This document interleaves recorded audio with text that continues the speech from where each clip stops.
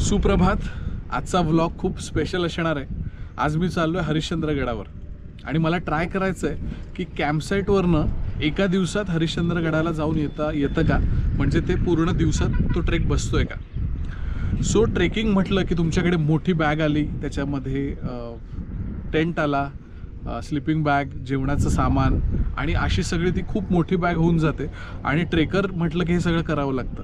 पण इतर सामान्य माणसांना जर हरिश्चंद्रगड करायचं असेल तर काय ऑप्शन असू शकतो हे आम्ही शोधतो. जर आजचा ट्रेक सक्सेसफुल झाला आणि वेळेत बसला तर अगदी कमी सामानात अख्खा हरिश्चंद्रगड फिरता येऊ शकतो. हाच प्रयोग आज करायचा आहे. 9 वाजलेत. आता मी निघतोय ट्रेकला आणि सोबत स्पेशल गेस्ट आहेत, खास गुजरातवरून आलेत. तर त्यांच्याकडनं जाणून घेऊया त्यांची स्टोरी. नमस्कार, मी जगदीश बिजूटकर. मी सुरत, गुजरात इथून आलो आहे. माझ्याबरोबर माझा मुलगासुद्धा आहे. तो 21 वर्षाचा आहे. आम्ही बाप लेकं दोघं आले आहोत आणि आम्ही दोघं खूप एन्जॉय करतो आहे आमची जर्नी.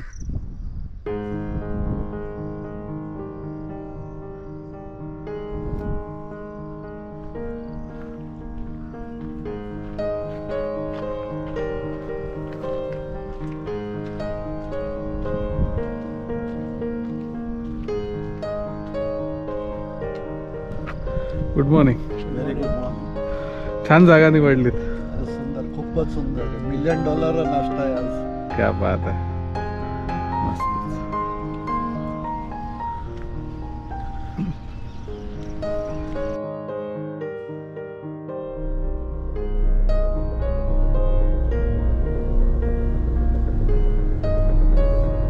आम्ही कॅम्पसाईटवरून निघालो.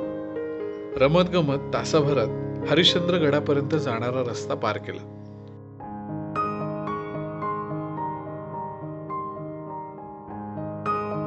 वन खात्याच्या चेकपोस्टवर तिकीट काढलं.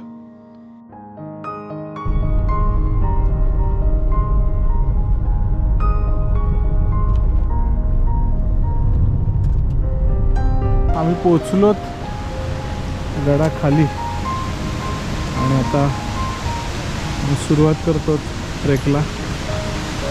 आणि छान पावसाने हजेरी लावलेली आहे ट्रेकच्या सुरुवातीलाच.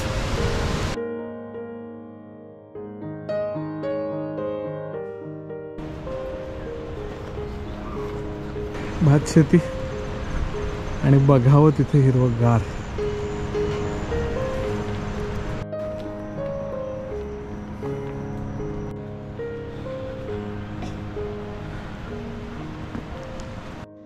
तेवढ्यात एक खळखळून वाहणारा धबधबा दिसला. पाऊसही थांबला होता. ड्रोन काढायचा मोह आवरला नाही.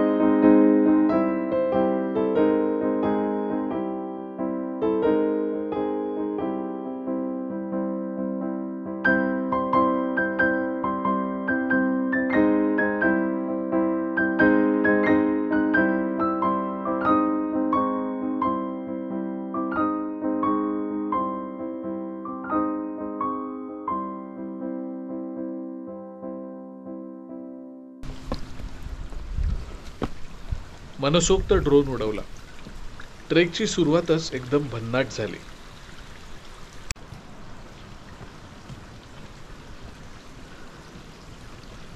बापलेक सुद्धा फोटो व्हिडिओ काढत वातावरणाचा आनंद घेत ट्रेक करत होते.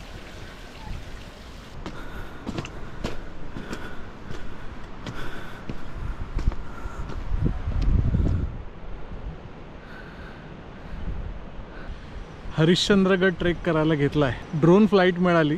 आतापर्यंत मी हा एरिया शूट नव्हता केला. सगळीकडे धबधबे लागलेत आणि असा ड्रोन फिरतोय, मस्त उडतोय. झकास, मस्त फुटेज मिळालंय. दिवसच भारी चाललेला आहे छानपैकी. कसं वाटतंय? बस एकदम मस्त. सुंदर, खूपच सुंदर.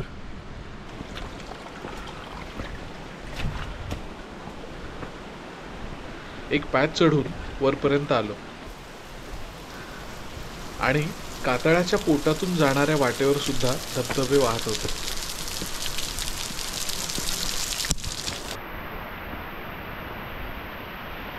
बऱ्याच ठिकाणी तर धबधब्याच्या आतल्या बाजूने रस्ता जात होता आणि डोंगराच्या आतून धबधब्याचा आस्वाद घेतोय.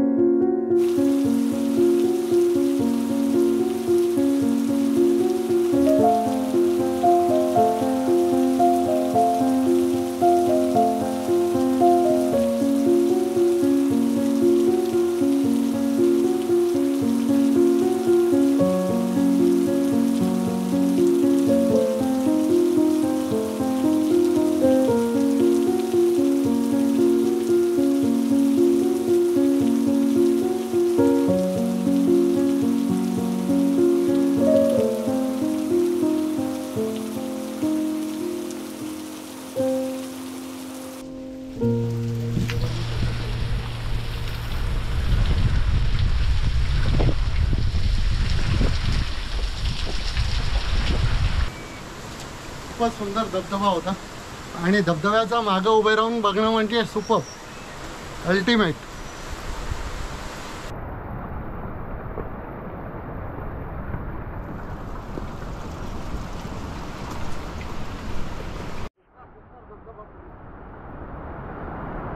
आता ड्रोन आवरला आणि सगळं गोप्रोवर शूट करायला सुरुवात केली आणि वाटेत सापडले वेगवेगळ्या आकाराचे असंख्य धबधबे.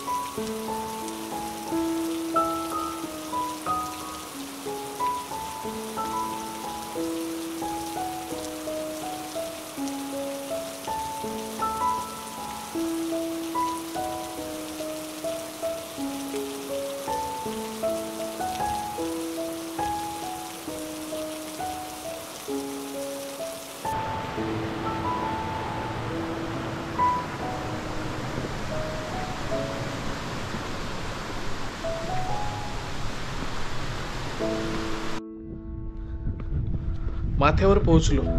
संपूर्ण धुकं पसरलं होतं.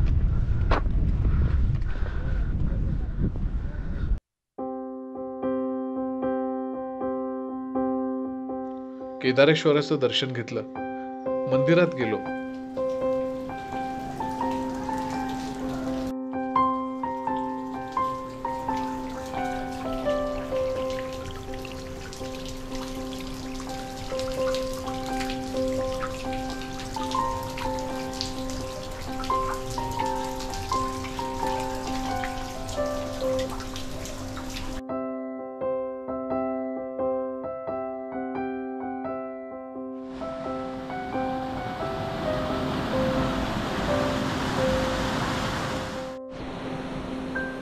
त्यानंतर कोकण कड्यावरही जाऊन आलो. कोकण कडा धुक्यात हरवला होता.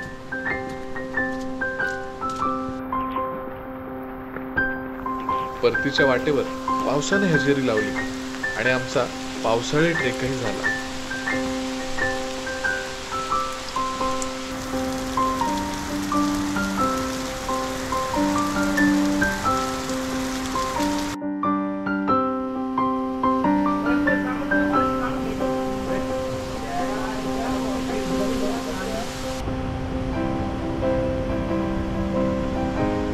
सो अगदी वेळेत 5 वाजता आमचा ट्रेक संपलेला आहे. कसा होता एक्सपिरियन्स?